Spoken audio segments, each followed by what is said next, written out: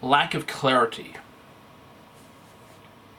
such as in my situation and everyone else being banned, will always appeal due to lack of clarity. So what I'm saying is, like, when you get banned on Twitch, they say something super automated and super just 1-2 words. It's an automatic thing. Click a button. This person will ban them for that reason. Not specific reasons. It's that very broad reason. Very broad TOS guideline. And that's it. So everyone's gonna appeal. 100%. So they think it's saving time and resources by doing that. At first, it's going to obviously save time and resources. Yeah. But everyone's going to appeal. So technically, what it does is it's like prolongs and adds more cost of resources, because they're like waiting a week, and they obviously that person's offline for like a week or two until that ban is appealed. They might get unbanned or not. We don't know. Obviously, I mean, if it's something like very serious, you want to get banned as soon as possible. But in my opinion, you should just take a little bit more time out of your day, at least for the platform as a whole. Just type out a sentence or two of like a little bit more details of like actual situation of what happened, what triggered it. Like typed out. You know what I mean? I understand it costs money and time and resources to do that. But all we ask as a community, like I don't speak for all the community, but I'm pretty sure they would agree here. Longevity of the platform's community and like ban enforcement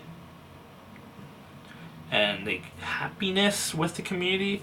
Give a little bit more details for the streamer, the content creators who's helping you make money as a platform, Twitch.tv, could understand and learn from the ban if it's a legitimate ban. From what I've seen in the history of Twitch with bans, I checked all of them out in the last 2 years. A lot of them are not legitimate bans. A lot of them are, probably 50% of them are not legit, and they're either overly harsh, or they overly harshly punish, or overly reach in. And a lot of the bans are because of lack of context. So what happens, and the way I assume what's going on, because they're not going to reveal it, obviously, is someone submits a clip of a violation. The reviewer checks the clip. That's it.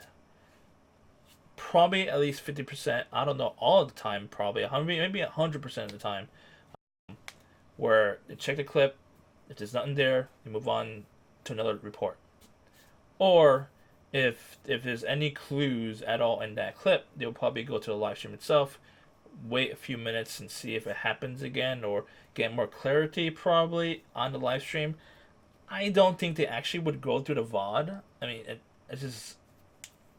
would cost them more money and time. I don't think they're willing to do, and actually searching the specific part. I don't know. And they might actually, they might go to the clip, play where the clip was clipped, and then move on from there. I don't know how things work out on there, but from what I've seen in a lot of cases, a lot of bands are taking out of a lot of bands are taken out of context, and as soon as there's an uproar with the community and like fighting back and trying to defend another streamer because the streamer was improperly banned because a clip was taken out of context, and the reviewer didn't properly investigate obviously the situation, and they were banned. That's like 50% of the situation of most bans. 50 to most bans, like 50 to 70% of bans from what I've seen, which is a very, very bad number for Twitch, honestly. So the pros of doing that, honestly, I totally understand as a business, because I do have business education. I understand business. I've been running the business or I've been an entrepreneur for the last 10 years or so. So you're conserving resources, and you're obviously extending as much profitability as humanly possible. At least in the short run, obviously. Now, there is a short-term gain, and a lot of businesses work like this in the U.S. Unfortunately, short-term gain and long-term loss, and like a lot of corporations are willing to do this, and it's unfortunate because like in the long run, if there is a competitor that comes in that gives better product, better service to the content creators, which is the live streamers on Twitch, then it's gonna easily take out Twitch. No problem. I mean, if YouTube, you know, actually took live streaming more seriously, Twitch would not be able to compete at all. It's just the resources are way too high with Google and YouTube combined. And with obviously the whole platform being much more mature as a platform, like much more like older and wiser, sort of. Obviously, there's issues with YouTube. So we'll move on. So negative effects is, in my opinion, obviously, is going to hurt the community aspect, and it's going to be a weakness into Twitch for any competitor to really give a better product and really hurt Twitch as a business. The fixes on this, in my opinion, is if there is no fix, the longevity and the stability of Twitch's community, it would just fall apart, 100%. Especially if they get serious competitors. But if there is a fix, like I mentioned, like having a little bit more details on the reason why they were banned and having a better way to communicate with people at Twitch, with a streamer to Twitch, and it's like waiting a week or two. I mean, I understand Twitch acts poor or acts like they have no money or just want to be extremely profitable and like not hire as many people as they should in order to keep streamers and content creators happy. I would definitely extend a team, grow a team to work with content creators more than having them wait a week or two, because this is live streaming. Live streaming, I'm pretty sure they understand very well. One day is a lot of time for a lot of live streamers. So waiting one day could cost a live streamer who does it full time, cost thousands of dollars probably a day. Obviously, if it's a small streamer, it's just one day. I mean, it's no big deal, but still, it's just like waiting and waiting for like a week or two. It's just like, and not knowing a thing why cause a ban. It's just not smart. Frustrated streamers more frustrated and being completely in the dark. So like that automatic message shouldn't be automated. It should force your tech or your representatives who are actually reviewing the bans and basically making them write out a sentence or two of like the specific details of what happened. And that's all I recommend, honestly.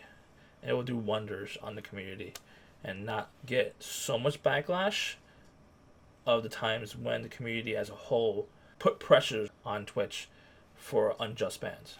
For example, if you can, add the clip to when you ban someone, have a clip if it's possible. I mean, obviously, if it's so severe that it's just you really don't want it on the platform at all, I mean, use an external platform, honestly. I mean, if this is like completely illegal content, then yeah, obviously you don't want to share it with anyone.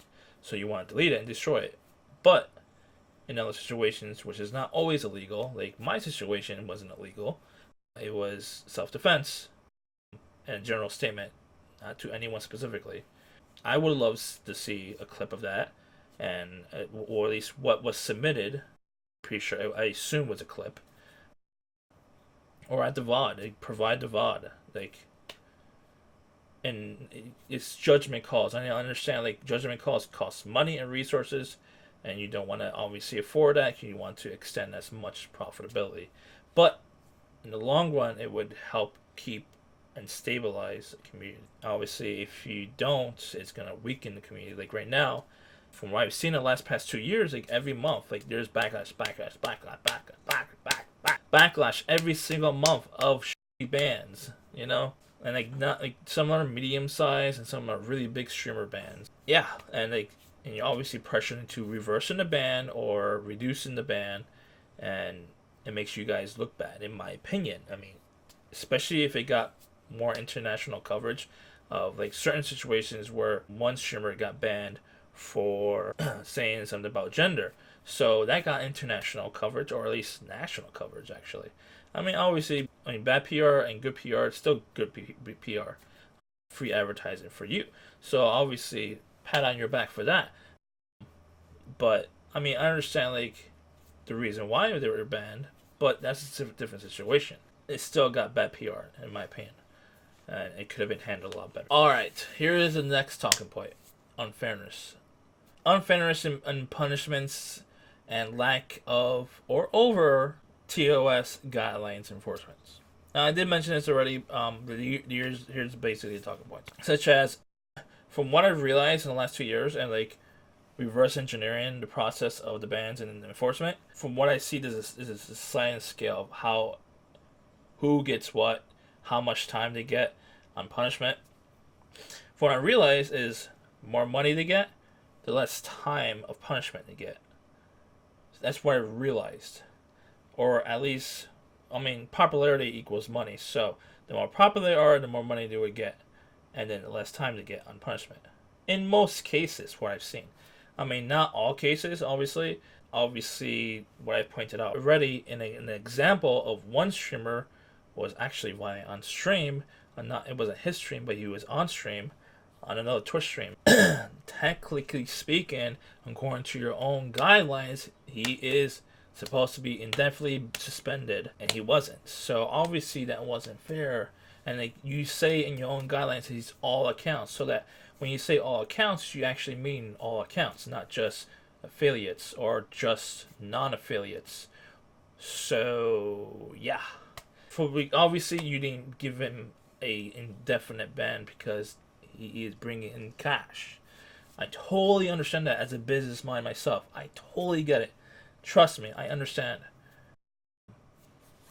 But don't forget, partners are considered. I mean, remind you because this is what you preach. Partners are considered prime examples of what the community is, at least in most cases.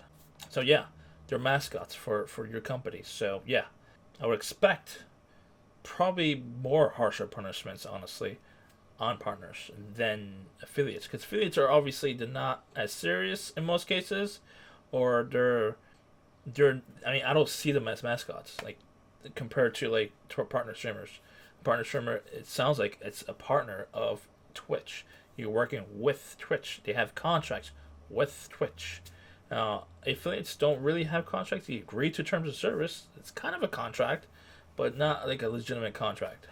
The pros of this part of the unfairness. Now I understand like it is more profitable, as I mentioned already. Short-term gain, long-term loss. It's normal behavior for big corporations. Trust me, I know. Now the cons of this is overall Twitch community gets upset, as I mentioned earlier, and it's questioning Twitch staff basically. And this is their decision making. So basically, what I'm saying is, when you do this type of stuff on the platform, we see it. We're not stupid. We're not blind. Goes on live stream fails Reddit, and there's a big giant beam on that situation, especially if it's a known streamer. So it basically makes you look like idiots. I'm not trying to say you're idiots, but it makes you look like idiots. And I just like obviously I'm not speaking for everyone. From what I understand, from what I've been told by a lot of people, you guys make these decisions purely on cash, money, profitability. Even if you look stupid towards the community that you serve, sort of.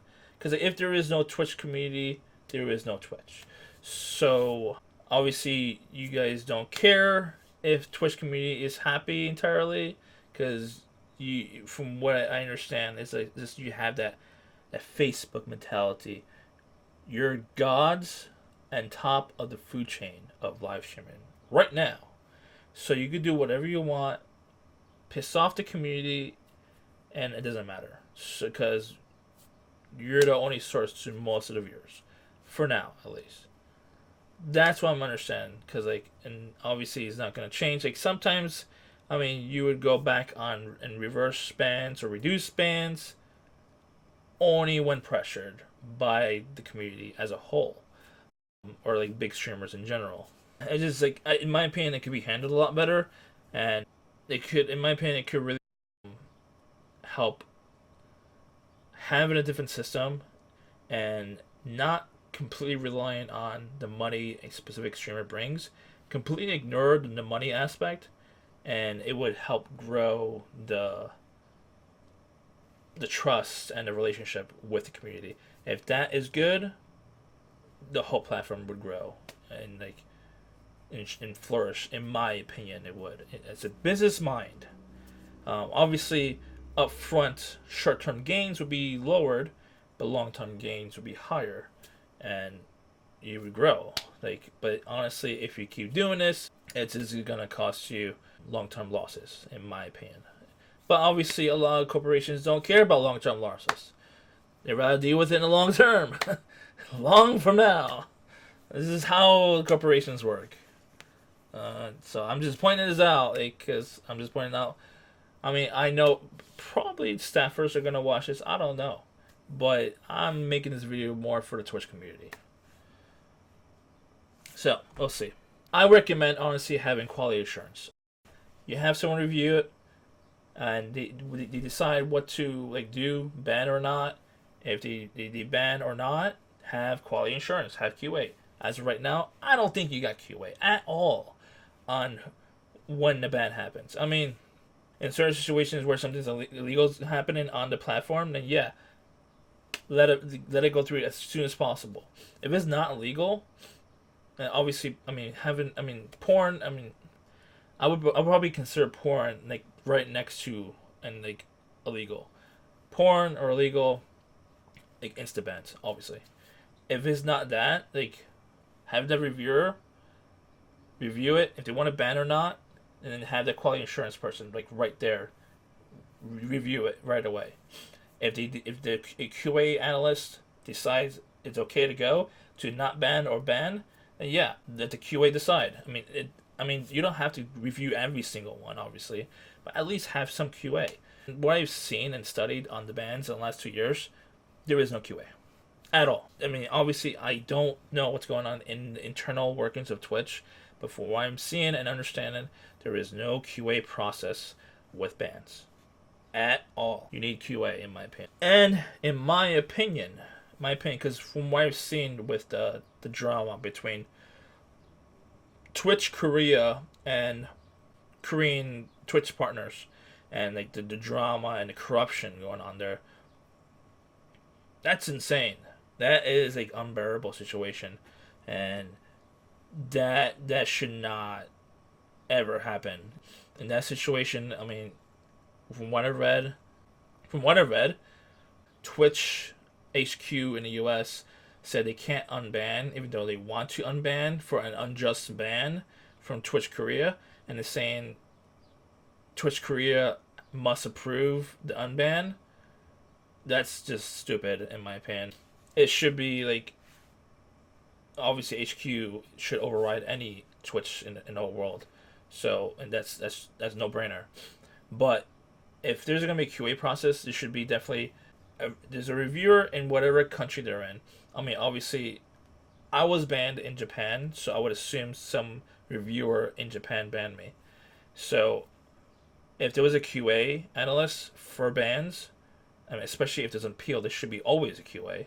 Another country should have that QA, not in the same country as the person who decided to do the ban. Like, if I got banned from Twitch Japan, my QA should be assigned from Twitch EU or Twitch USA, not Twitch Japan, because obviously corruption, just like in Twitch Korea, happens.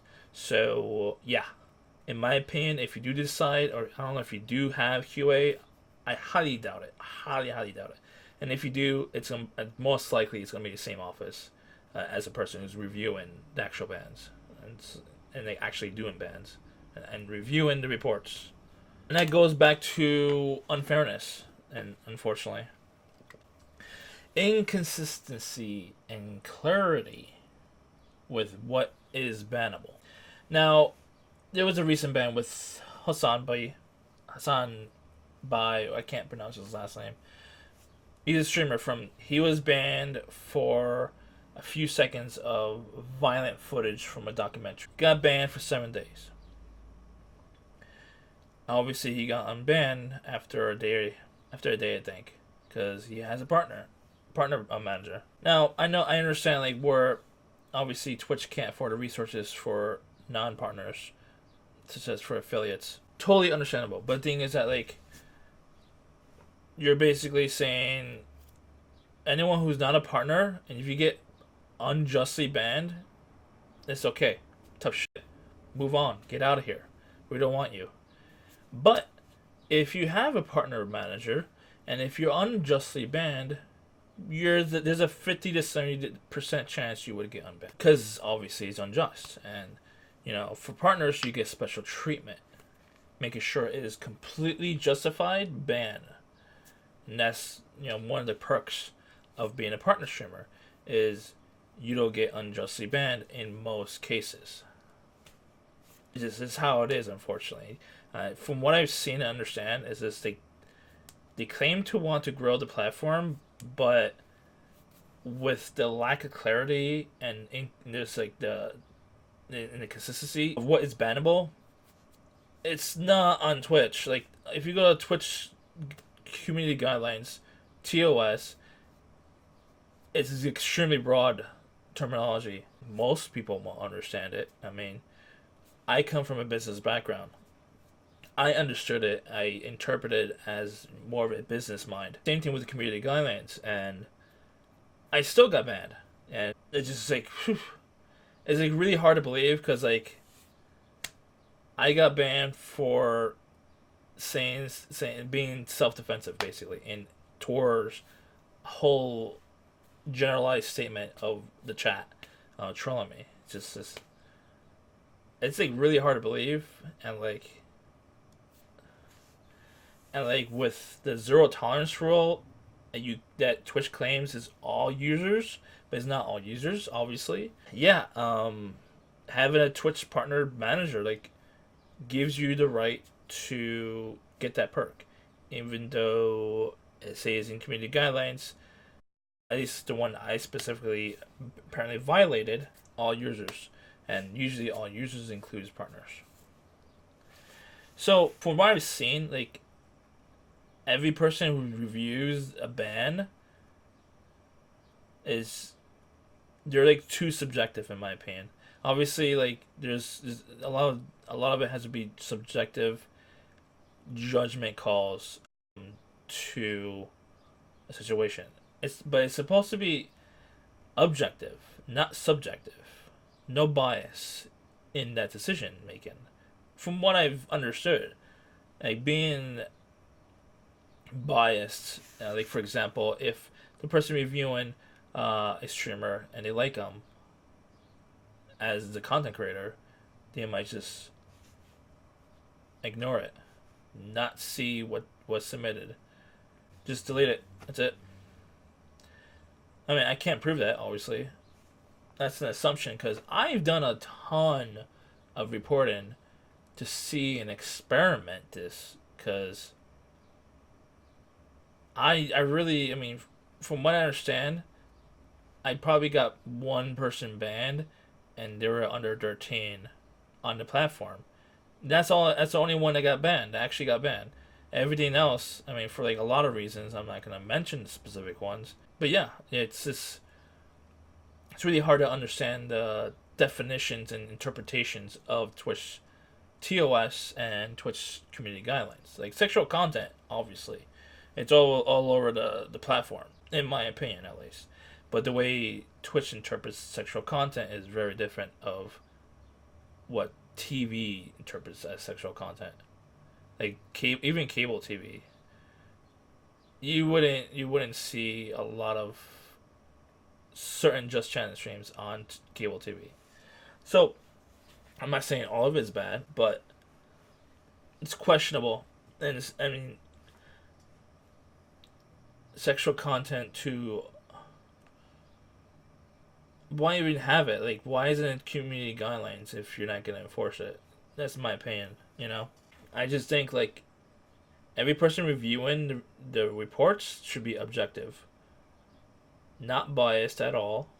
And I mean, if you need to train them as robots, like go ahead, like equal and fairness on all the reviews, all the reports, all the streamers. That's what should be done, but it's not. I don't think it's gonna happen. I don't think it's gonna change. I'm just doing this just to tell people of more people and hopefully a lot of people of what's going on the platform right now. At least in the last 2 years of what I've observed.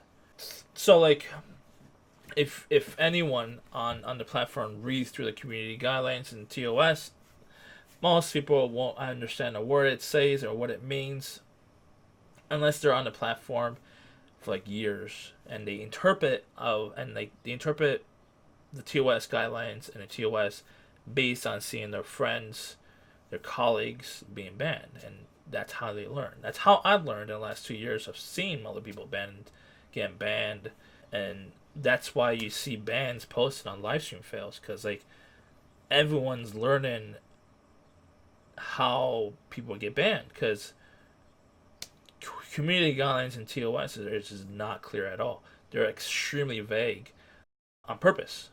From what I've realized, it's easier and cheaper on resources to be vague and to be open to interpretation to what Twitch thinks is best. Not what you think as a viewer or as a streamer is best. Obviously, it's on their interpretation. Now, do they explain their interpretation? No. You would have to. You have to study other bands to understand it in their interpretation. You don't have a choice in the matter. And if you don't, you will learn on yourself. Like there's people who has 7 bans on their account and is still on the platform. They have 20 bans on the platform. They're still on the platform. So you would learn based on your bans. That's how Twitch feels is the best way, at least for most situations. My situation, unfortunately, according to them, it's not there. Like my first ever ban, and apparently I did a violent threat towards a non-existent person, and made a generalized statement in general of being self-defensive and too self-defensive in their opinion. And self-defense is, I mean, in their opinion, is too much for their eyes and ears. So yeah, unfortunately, I am permanently banned, and I will stay permanently banned, and hopefully, I'll get unbanned if I reapply for another appeal, probably in a couple months. But unfortunately, from what I realized and studied, unbans on permanently banned users or indefinitely banned users is you would get probably unbanned depending on your level of like content creation and your following on other platforms like YouTube and Twitter or whatever. Mostly YouTube, obviously. And either they randomly unban you or they just unban you when you reapply for an appeal again. Depends. All depends. So many situations I've seen. So, in my opinion, on how to fix this specific talking point is rewrite the TOS and guidelines, clarifying and reducing as much as humanly possible confusion. I mean, I've seen Twitch make videos when there's new TOS updates and trying to clarify certain things. Do that. Keep doing that. That's fine. I totally understand that. But in words, have it like more examples or like a link, direct link to that specific guideline if people are confused and not too sure, and explain that. Just like if you go on YouTube, I'm pretty sure Twitch knows YouTube. There's guidelines and there's actually videos and explaining situations. Learn from YouTube. If you need to spend a video on each guideline, do it. If you need to spend illustration and painting a situation out, go ahead, do it. Put pictures. Give prime examples of situations. That's how we learn. Before it actually happens. Because obviously right now, lots of people are breaking TOS. Not intentionally, obviously. They're just not interpreting it to the way of how Twitch interprets it. Granted, when you do that, unfortunately, I mean, depending on how it's designed, it would extend the community guidelines or TOS or both by far. Like, maybe 3 times the size. And obviously, it would scare a lot of people away on the size. But if you look at community guidelines on YouTube, it is very nicely designed and like reduced to like an easy to consume way. Learn from YouTube. Granted, YouTube is not perfect, but they make sure you understand it as much as humanly possible. All right. The fourth and last talking point is baiting. Now, we did speak on this a little bit, and we're going to get more into detail on this.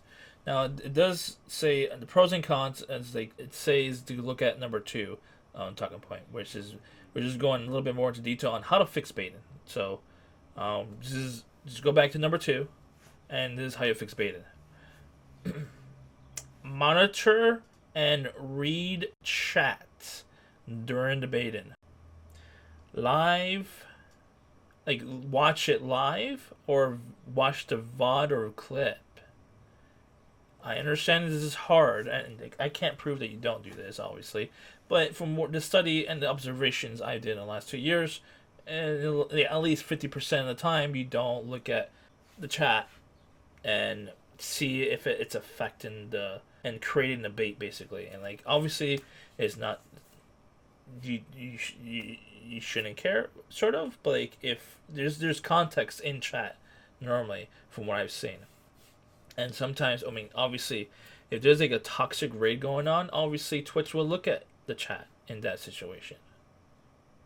So yeah, I would definitely check the chat when you're reviewing a report onto before you ban someone. It just makes right now it doesn't look like you read the chat. I mean, I'm pretty sure like half of the staff probably understands chat, but it just doesn't look like the other half of the chat understands chat, and like they don't speak chat. They completely disconnected on how chat works. I mean, especially for bigger streamers. Check the creation dates of these users as well.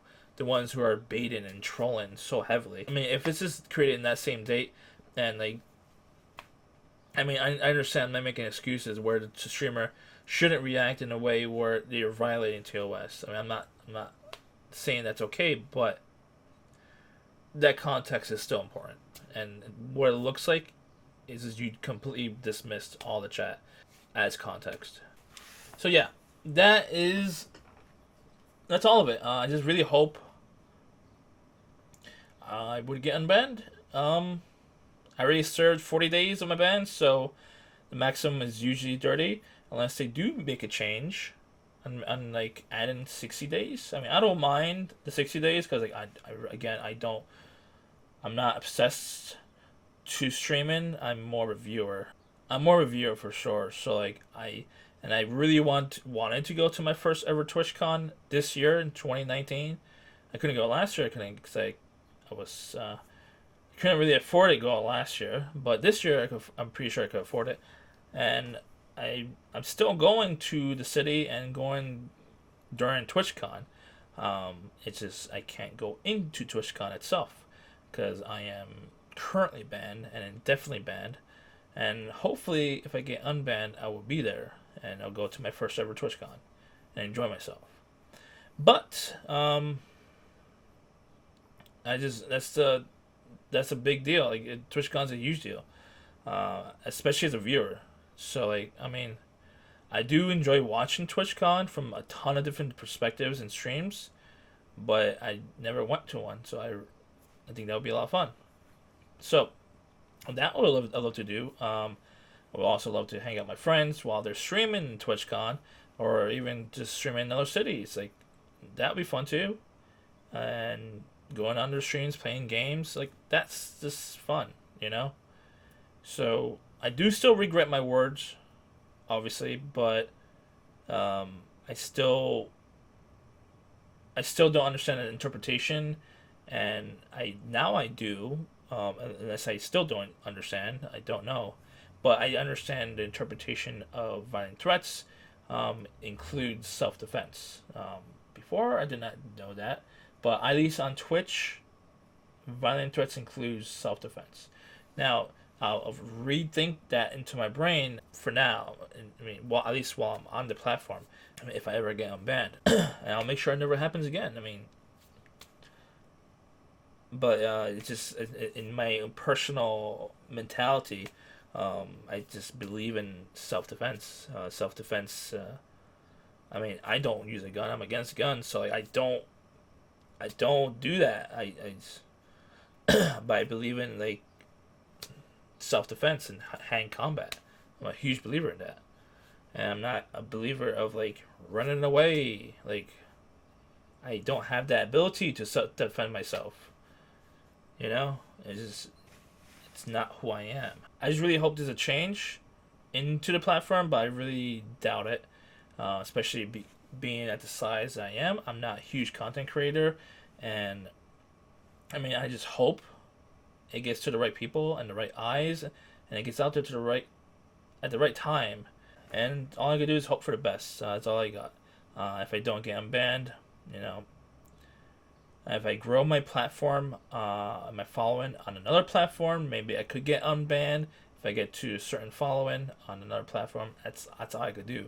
I don't see myself as a live streamer, even though I live stream. Technically, I am a live streamer, but I don't intend to ever do it full time. I do intend to full time manage live streamers and hope to build up small, tiny streamers or non existent streamers into really big streamers and big content creators and influencers. That's my goal in my life, and that's what I enjoy. So, yeah, and hopefully I could help them grow on Twitch platform. I'm a big believer of Twitch, but they always had that problem of their ban enforcement and the way they handle bans. It's just a little out of control from what I've seen in the last few years of how it's handled. And obviously, I did not see this coming. It's just being a victim to their, just not being a victim and being a victim to their ban system. It's just, I mean, I'm not playing victim Andy or not. You know what I mean? It's just like I do admit doing wrong of not interpreting the right thing of what was expected, but I didn't expect to be considered and definitely banned for that situation. In my opinion, it's a gray area of that specific situation. I know for sure I did not threaten anyone ever, specifically to anyone. It was definitely a general statement. And if that's a specific situation Twitch is saying that happened, then I'm sorry. That's all I can say. It's just, in my opinion, that's a gray area at most. It's not definitely black and white. It's not. It should not be labeled as severe, in my opinion. In my opinion, it should be at the most 60 days.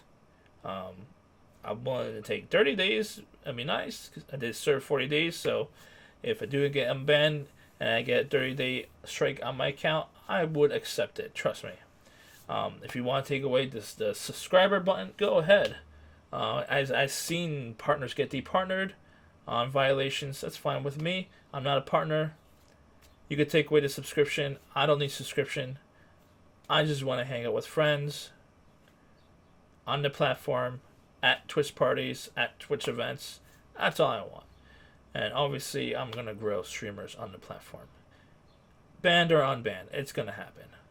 Yeah, definitely. It's going to be interesting where I'm growing streamers on the platform when I'm indefinitely banned from the platform. I just can't be on stream. That's it, which is no big deal. I mean, when I'm working with them, it does help. It makes it easier, but it's not impossible to build streamers on a platform that I'm indefinitely banned. That's it. And thanks for listening. I hope I didn't bore you or resident sleeper you. Don't resident sleeper me, guys. Peace out.